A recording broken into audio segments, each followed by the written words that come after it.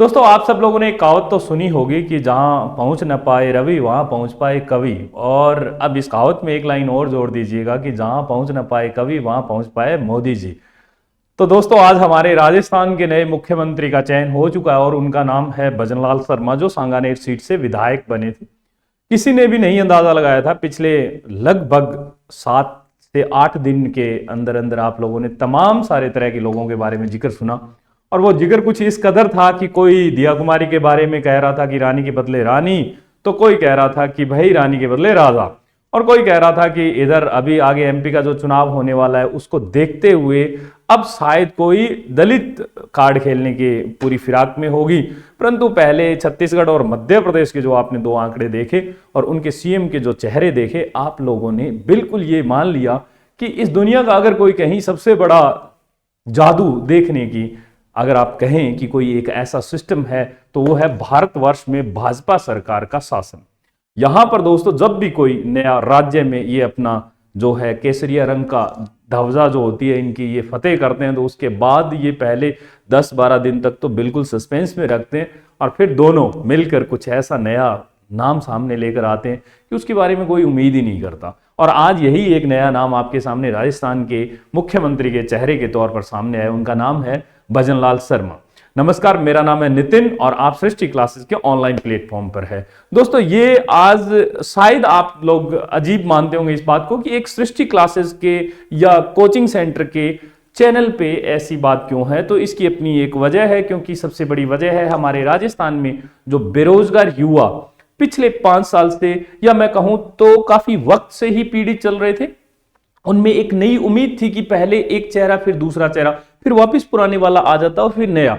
तो एक उम्मीद रहती है राजस्थान के बेरोजगारों में, खासकर यहाँ की जनता में, कोई नया चेहरा आए और उन्हें कुछ नया तोहफा दे। और ये बेरोजगारों के लिए ही है कि दोस्तों कहानी यहां तक सिमट जाती है कि क्या अब ये नया चेहरा कुछ नया करने वाला है। तो थोड़ा सा मैं अभी पढ़ रहा था इनके बारे में, तो मैंने इनकी थोड़ी बहुत कुंडली देखी। कुंडली में पता चला कि ये अपने आप में बहुत करोड़पति आदमी है वैसे तो, पर ये बिलोंग जो करने वाले हैं वो भरतपुर से हैं। इनके बारे में थोड़ी थोड़ी ठीक ढंग से 2-4 एक बातें जान लेते हैं और फिर उसके बाद आपको पता ही है कि खूब सारे इन पर अभी आने वाले जो मीडिया कर्मी लोग हैं वो खूब सारी कवायद गढ़ेंगे और आप लोग सुनेंगे। परंतु मैं एक अध्यापक होने के नाते मैं आप सब लोगों को बता दूं कि एक नया चेहरा है भजनलाल शर्मा। जिंदगी में इन्होंने, भाई साहब ने पहली बार चुनाव लड़ा था।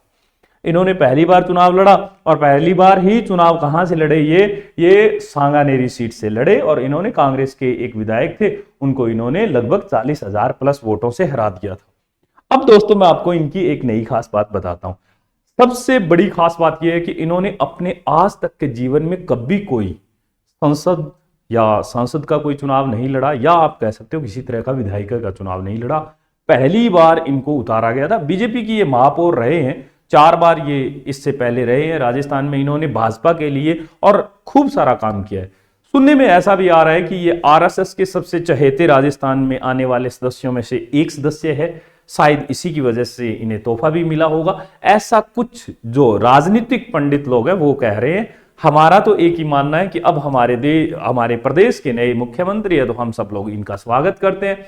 और हमारे राजस्थान को जो पिछले 10-12 दिन से जो लगातार एक वेटिंग चल रहा था, वो पूरा उनका वेटिंग जो है, उनका इंतजार है, वो खत्म हो चुका है। अब दोस्तों, ये जो है ये अटारी गांव से आते हैं। भजनलाल जी जो हैं ये अटारी गांव है। अटारी गांव कहां पर है? ये नदबई नाम की एक तहसील है भरतपुर की, वहां से बिलोंग करते हैं। फिलहाल ये जयपुर में ही रह रहे थे। इनको राजस्थान में अगर कहें तो सांगानेर एक सबसे सुरक्षित भाजपा के लिए मानी जाने वाली सीट थी, उन पर इनको लड़ाया गया था चुनाव। और हमारे भजनलाल जी जो है वो जीत गए। और जीतने के बाद सब लोगों ने वही बात, वही किस्से, वही कहानियां कि सब लोगों ने दिया कुमारी के बारे में सोचा, किसी ने उनके बारे में अलग अलग ढंग से, किसी ने कहा कि भाई बाबा बालकनाथ चाहिए, किसी ने कहा हमें योगी जी चाहिए, किसी ने कहा कुछ चाहिए, किसी ने कहा कुछ चाहिए। पर नरेंद्र मोदी और हमारे देश के प्रधानमंत्री ये माननीय और जो हमारे देश के गृह मंत्री अमित शाह जी हैं और जेपी नड्डा जी, इनके दिमाग में क्या चल रहा था कोई नहीं जानता था। जबकि इनको जानबूझकर वहां से चुनाव लड़वाया गया था। इस बात पर किसी की भी नजर नहीं गई थी कि ये भी हो सकता है, ऐसा पॉसिबल हो सकता है। हाँ बिल्कुल, राजस्थान में ऐसा पॉसिबल हुआ है, ऐसा ही पॉसिबल हमारे मध्य प्रदेश में हुआ है। और आदिवासी चेहरे की बात करें तो ऐसा छत्तीसगढ़ में हुआ है। दोस्तों, अब नए तरह के चेहरे हैं तो नई सोच रखने वाले होंगे, और हम आशा ये करते हैं कि हमारे पूरे जो प्रदेश के जो बेरोजगार लोग हैं, हमारे प्रदेश के जो विद्यार्थी जीवन में जो संघर्ष कर रहे गांव देहात के जो बच्चे हैं, जो भर्तियों के इंतजार में बैठे हैं, जो भर्तियां अभी अधूरी चल रही है, इन सभी भर्तियों को पूरा करवाने का एक हम उम्मीद के साथ हम पूरे राजस्थान प्रदेशवासी इनका स्वागत करते हैं।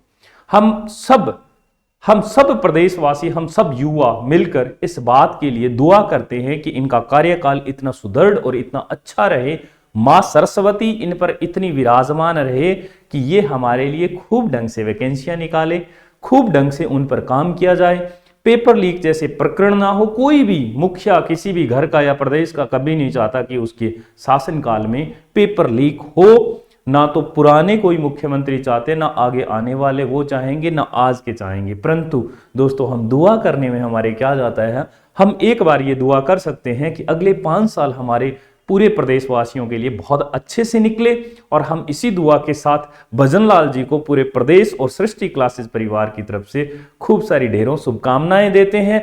आप इनसे क्या उम्मीद रखते हैं, किस तरह की उम्मीद रखते हैं, वो सारी उम्मीदें आप हमारे कमेंट बॉक्स में जरूर बताना। और क्या आपको कोई ऐसा और भी किसी तरह का वीडियो चाहिए तो आप प्लीज हमारे कमेंट बॉक्स में कमेंट कीजिएगा। बहुत बहुत शुक्रिया, बहुत बहुत धन्यवाद।